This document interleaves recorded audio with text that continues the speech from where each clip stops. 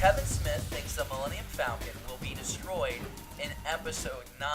This was a recent interview that Kevin Smith did, and he talks about how so far the Disney trilogy has been about killing your childhood, essentially. So what would be more grueling to do than destroy the Millennium Falcon? I think the point's made in there that he's like, you keep Chewbacca around. Chewbacca can be 500 years old, but you can destroy the Falcon. David, you read this interview. You read the quote about him, how he thinks that they're going to destroy the Falcon. Do you think that's really an option? Yeah. David, how old is your car? 4 years. And you just fixed your back bumper because it was falling off. The front bumper's falling Well, off. How much have you tried to fix on your car? Well, it's 5 years old. The Millennium Falcon, by my count, is at least 80 years old at this point in the Skywalker saga. How the hell is this thing still flying to begin with? That hunk of junk. How is it outrunning new equipment? It's that great of a ship. You know, it's a Corellian freighter. That's how. Damn it. I mean, you are right. It is probably an older model. And also about my car, drunk teenagers rear-ended me. That was not my fault. Sure. But it is so iconic, and I love seeing Rey pilot that thing. Mm-hmm. What ship are you gonna give her? I mean, I don't know. I feel like that's one thing. Newer model? Yeah. I guess I really do get it. The Falcon is disposable.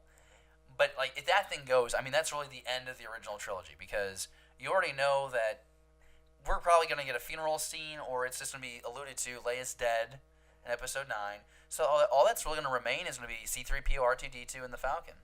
And all three of those technologies are at least 80-plus years old. Does R2 and C-3PO, like, ever get blown up? God, I really hope they don't. That's my thing. I think it would be more heartbreaking for the droids to be destroyed than Millennium Falcon. Especially R2-D2. I mean, that guy's a hero. But he's also a bit of a criminal. Because, and I brought this up to you before, the guy saves the queen in... The droid saved the queen in Phantom Menace, right? Mm-hmm. But shouldn't he be charged with, like, assisted homicide? Because, like, he flew Anakin to the temple in Revenge of the Sith. Vader kills all those Jedi. Like... R2-D2 has enabled a lot of death. I guess he's partly responsible for helping blow up the Death Star. Well, that's fine, though, because they're bad people. And we don't care about Twice. Them. Okay. A couple million lives. I mean, really, who's got the biggest kill count there? Is it Luke or is it R2-D2? I think it's R2-D2. I think that's my whole point. Yeah. That son of a gun. Pretty impressive for a droid with a tripod leg. Do you think he, runs processes to keep count of how many people he's killed? I would like to imagine in that eyeglass that R2 has, he's got a little column on the far left the top left corner where it's just like stormtrooper helmets and TIE pilot helmets, and maybe battle droids, and it's just like the count. And it just keeps tally marks. Yeah, tally marks. Yeah. Well, tallies will take up a lot of space. I think it's just numerical. But yeah, okay, cool. So that was a fun conversation. I hope Kevin Smith is wrong, but I kind of like how this conversation went, where maybe ultimately the Falcon does blow up. But you know what? Ships blow up all the time.